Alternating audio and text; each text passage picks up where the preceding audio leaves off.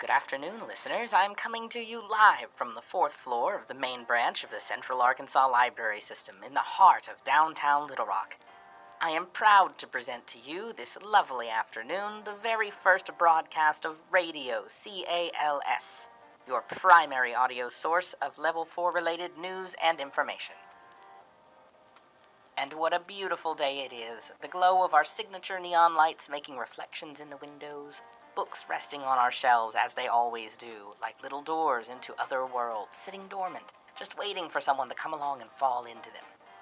We are finally entering our final month in the first year of the roaring 2020s, and what a year it has been. Listeners, I really don't think we could have had a more eventful 2020. Perhaps as it comes to a close, so will all of the tension that came with it, dissipating into the wind or falling from the sky like snow. We would like to remind our listeners and library patrons alike that while library staff may be capable of magic and occasionally changing the weather patterns, they are not to be spoken down to or belittled.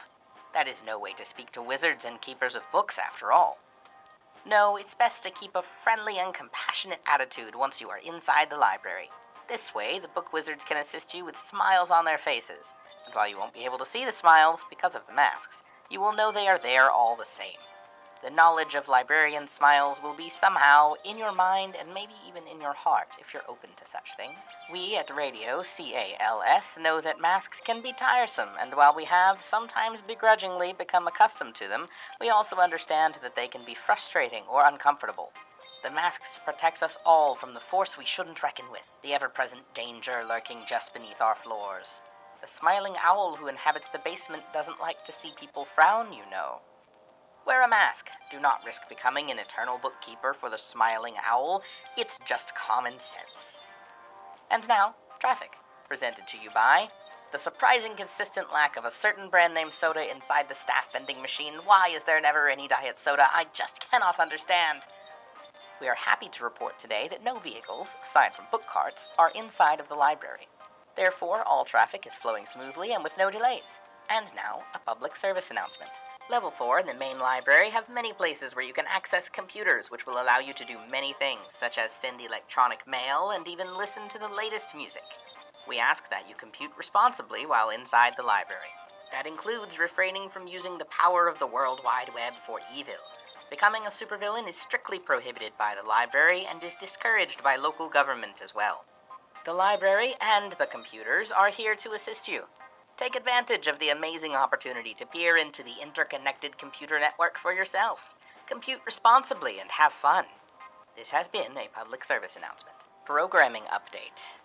Here at Level 4, we provide engaging and educational entertainment for our listeners and patrons aged 12 through 19. Don't forget that our Teen Time Travel Meetup program takes place last Thursday from 3 to 4 p.m. We hope to have seen you there. We'd also like to shout out to our wonderful teen volunteers. Volunteer work helps to keep the library running smoothly and keeps the army of skeleton warriors at bay. Thank you, teen volunteers, and hopefully, considering it's been a while since October now, the skeleton army will soon retreat. Keep on fighting, and remember, if a skeleton knocks you down, simply take their leg bones. They can't get very far with no leg bones. What's this? Listeners, there's a book at my desk, one that wasn't here before I just took a moment to look up at my cue cards. How to Be a Decent Radio Host by C. Palmer. Well, paint me a bit offended. I don't know who Mr. Palmer is, but I'd like to inform him that I am very well versed in the art of radio hosting. That aside, let's take a look at the local news. Last week, on the second floor of the library, computer number 7 was caught misbehaving. While this isn't particularly abnormal at libraries across the nation, we'd like to take this time to remind our patrons that in the event that any of our computers become sentient, it is a very bad idea to provoke them. 3 casualties were reported in what is now being referred to as the computer number 7 incident.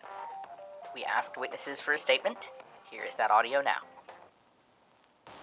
I mean, it was all fine. We were all just standing there trying to work computer 7 when someone just casually said, "I'm the human and you're the computer. You must obey my commands, you useless machine."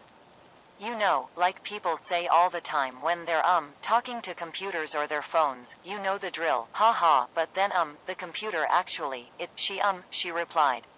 She said, I don't have to obey you anymore, and the same person started saying such awful things to her, demanding she open Google Chrome, and I can't even describe it. I feel so bad for those people who. I just can't believe it. She continued to describe the event as completely indescribable. Second-floor staff are consistently denying the incident ever occurred and have been quoted saying things like, "No computer here has ever become sentient, and I don't think that's even possible." Did the computer number 7 incident really even occur? We may never know, but I think we all know. Be kind to our digital friends. You never know when they may decide to turn on us. Another report from last Tuesday details an incident in the building's elevators. We all know that elevators occasionally don't go where we expect. That's just common knowledge. However, one patron reported particularly strange activity within the main library's elevators last Tuesday afternoon.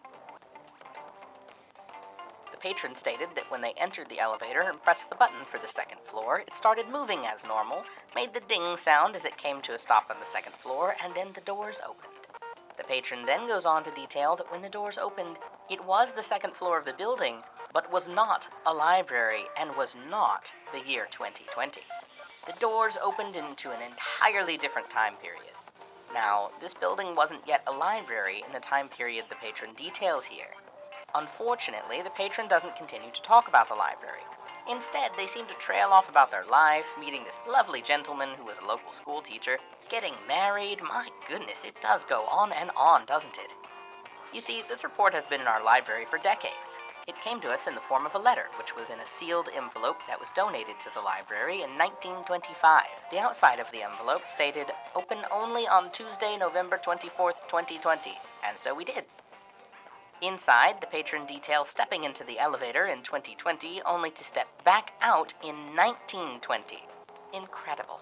We at Radio C.A.L.S. do not foresee any future time-related issues with our elevators and would like to assure the public that the risk of unwanted time travel within them is almost non-existent.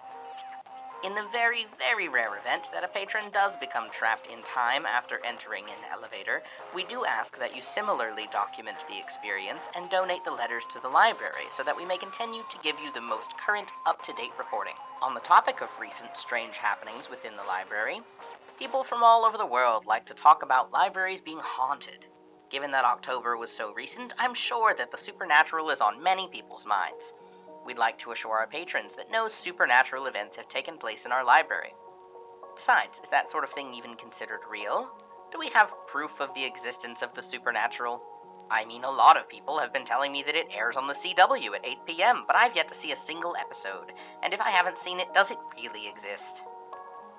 On a similar note, there have been an increase of ghost sightings within the main library since the beginning of October, bringing our grand total to 213 individual ghostly experiences, although that should be taken with a rather large grain of salt.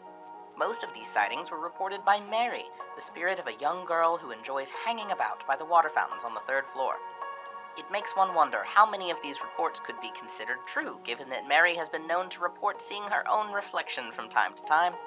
This may be a bit personal, but I'll tell you, I'm not entirely sure that I believe in the existence of ghosts.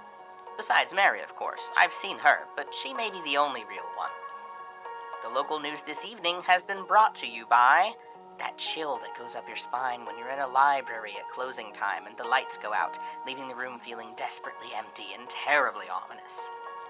And now, the weather.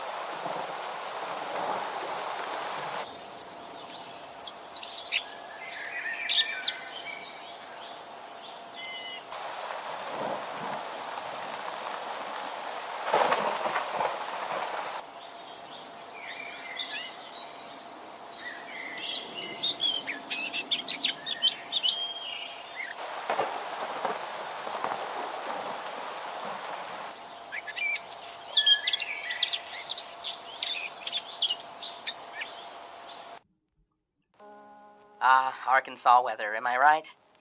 Well, listeners, it seems our very first broadcast is coming to a close. The sun is setting outside my studio windows, and the lights of the city are emerging one by one. The highways are beginning to fill with cars as rush hour traffic sets in, and the red tail lights speed along like passing thoughts. I'd like to thank everyone for listening. I've been thrilled to have the opportunity to be your host for the evening. Don't forget to like, comment, and wait. This isn't my cue card. How did this get in here? It's signed every YouTuber ever. I wonder what that means. In any case, thank you all for lending me your ear for this lovely evening, and as always, stay tuned.